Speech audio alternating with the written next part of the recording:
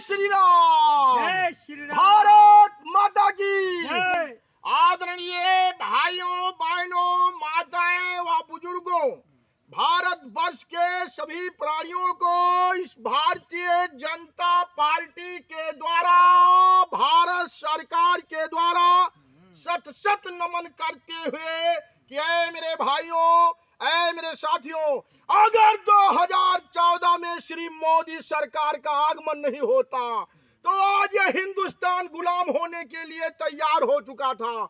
हम यही जानते हैं कि हम लोग मतदान अपने राष्ट्र के लिए करते हैं, देश के लिए नहीं करते हैं। देश टूट जाते हैं, राष्ट्र नहीं टूटता है। हम ब्राह्मण हैं, ठाकुर हैं, किसी भी जात के आदमी हैं, जब तक घर में है तब तक अपने जात पर नाज रखें, घमंड रखें।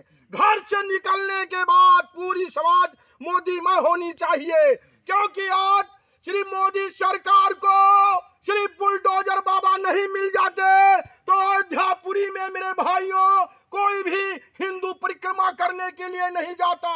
अगर ये लोकल पार्टी जिस तरह से जीत करके और मुसलमानों को बढ़ा रही थी और हिंदुत्व की पहचान खत्म कर रही थी, हर तरह से बुलडोजर बाबा की महिमा देखी जाए, अपने तीर्थ व्रत के लिए सभी लोग परेशान हो जाते।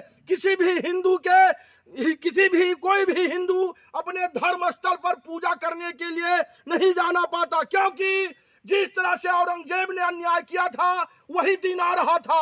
औरंगजेब जजिया कर लेता था तब ब्राह्मण और ठाकुर जनियों पहनते थे, चंदन लगाते थे। वही समाजवादी पार्टी की सोच थी। समाजवादी पार्टी को तो सिर्फ कुर्सी की जरूरत थी, देश से नहीं मतलब था। अगर बुलडोजर बाबा की सरकार नहीं होती तो कोई भी हिंदू अयोध्यापुरी में दर्शन करने के लिए नहीं जाता, क्योंकि हर तरह से समाजवादी पार्टी के शासन में बहुत बड़ा अन्याय हुआ करता था और हर अन्याय मुसलमान को बढ़ावा, मुसलमान मनबर हो गए। हर तरह से मुसलमानों को बर्बाद करने वाले कांग्रेस और समाजवादी पार्टी की नीयत थी और जात पात के चक्कर में, कुर्सी के चक्कर में देश को बर्बाद करने के लिए आज देखा जाए चोरी बंद हो गई, डकैती बंद हो गई, बलात्कार जैसे बंद हो गए।